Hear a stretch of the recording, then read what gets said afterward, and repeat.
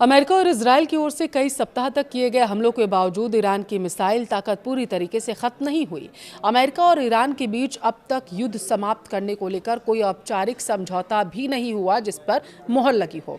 और इसी बीच हालिया सैटेलाइट तस्वीरों के विश्लेषण में दावा किया गया कि ईरान ने अपने अधिकांश अंडरग्राउंड मिसाइलें ठिकानों तक पहुंच बहाल कर ली है, उन्हें खोल दिया गया है। युद्ध के दौरान क्षतिग्रस्त हुए एक एंटी पॉइंट्स को खोल दिया गया। मतलब ये हुआ कि ईरान ने जमीन में दबे अपने हथियारों को बाहर निकालना शुरू कर दिया है और इसके बाद वह इजरायल के साथ साथ मिडिल ईस्ट के अन्य देशों पर कहीं ज़्यादा दूरी की मिसाइलें दागने के लिए अब सक्षम है। तो क्या इसका मतलब अमेरिका ने जो दावा किया था कि ईरान को उसने निस्तानाबूद कर दिया, तबाह कर दिया, खोखला कर दिया है, क्या ईरान को अब तक शांत रहने के पीछे वो तबाही थी जो वो लाने वाला है? क्या हॉर्मुज स्ट्रेट खोलने का अब कोई रास्ता ही नहीं बचा है? वीडियो को लास्ट तक देखिए, विस्तार से आपको समझाते हैं। नमस्कार, आपके साथ मैं पल्लवी रविंद्र सिंह। अमेरिका और इजरायल ने 28 फरवरी को ईरान पर हमला किया। कई हफ्तों तक बमों को ईरान पर बरसाया गया। इस हमले से माना जा रहा था कि ईरान की अंडरग्राउंड मिसाइल ताकत को झटका लगेगा, लेकिन ऐसा नहीं हुआ। CNN की ओर से आई एक ताज़ा रिपोर्ट में सैटेलाइट तस्वीरें जारी की गई।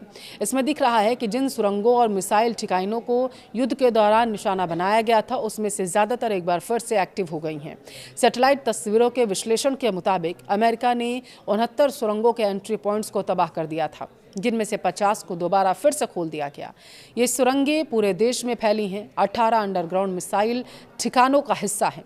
रिपोर्ट के मुताबिक यह है कि युद्ध के दौरान अमेरिका और इजरायल ने मिसाइल लॉन्च साइट, सुरंगों के मुहाने और वहां तक जाने वाली सड़कों को निशाना बनाया। कई जगहों पर प्रवेश द्वार मलबे में दब गए थे और सड़कें गड्ढे में तब्दील हो गई थीं। लेकिन सीजफायर के बाद ईरान ने तेजी से मरम्मत अभियान शुरू किया। सैटेलाइट तस्वीरों में बुलडोजर और डंप ट्रक, लोडर, भारी मशीनें लगातार मलबा हटाती दिखाई दे रही हैं। कई ठिकानों तक जाने वाली सड़कें फिर से तैयार कर दी गई। अमेरिका के हमले से बिगड़ा क्या है वो समझिए, यही सबसे बड़ा सवाल है। दरअसल एक्सपर्ट्स का मानना है कि सुरंग का मुंह बंद करना आसान नहीं है, लेकिन पहाड़ों और चट्टानों के सैकड़ों फीट नीचे छिपे मिसाइल भंडार को खत्म करना भी बेहद मुश्किल है। एक रिपोर्ट के अनुसार James Martin centre for non proliferation studies के रिसर्च एसोसिएट सैम लेयर ने कहा है कि अगर ईरान के पास लॉन्चर और लॉन्च क्रू मौजूद हों भी तो भी वह भी बड़ी संख्या में मिसाइलें दाग सकता है।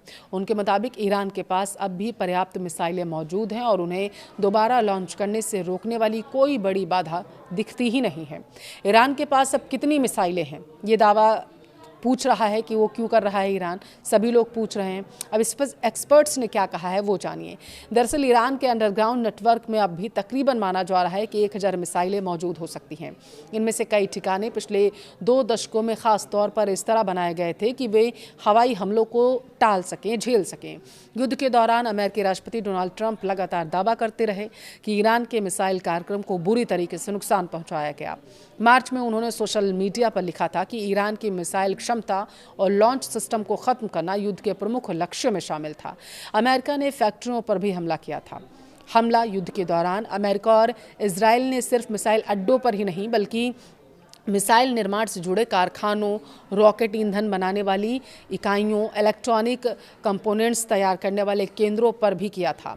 सीजफायर के बाद अमेरिकी रक्षा मंत्री पीट हेगसेथ ने दावा किया था कि ईरान के लिए नष्ट हुए लॉन्चर्स और रक्षा उद्योग को दोबारा खड़ा करना आसान नहीं होगा। हालांकि यहाँ ध्यान देने वाली बात यह है कि अमेरिकी राष्ट्रपति डोनाल्ड ट्रंप ने युद्ध के दौरान कई बार सार्वजनिक रूप से कहा था ईरान के मिसाइल कार्यक्रम को कमजोर करना इस अभियान का प्रमुख उद्देश्य है। पिछले साल जून 2025 में अमेरिका ने ईरान के 3 परमाणु ठिकानों पर हमला किया।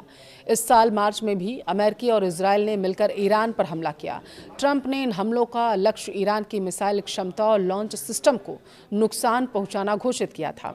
संघर्ष के दौरान अमेरिका और इजरायल ने केवल मिसाइल अड्डों को ही नहीं बल्कि ईरान के मिसाइल उत्पाद नेटवर्क को भी निशाना बनाया था। हमलों में इलेक्ट्रॉनिक उपकरणों, रॉकेट प्रोपेलेंट और मिसाइल निर्माण से जुड़ी सुविधाएं शामिल थीं। 8 अप्रैल को युद्ध विराम लागू होने के बाद अमेरिकी रक्षा मंत्री पीट हेगसेथ ने कहा था कि ईरान के लिए नष्ट किए गए लॉन्चर्स को बदलना, अपने रक्षा उद्योग का पुनर्निर्माण करना आसान नहीं होगा। हालांकि विभिन्न खुफिया आंकड़ों से संकेत मिले हैं कि ईरान पहले ही अपनी सैन्य संरचना के कुछ हिस्सों को बहाल करने की दिशा में काम शुरू कर चुका है।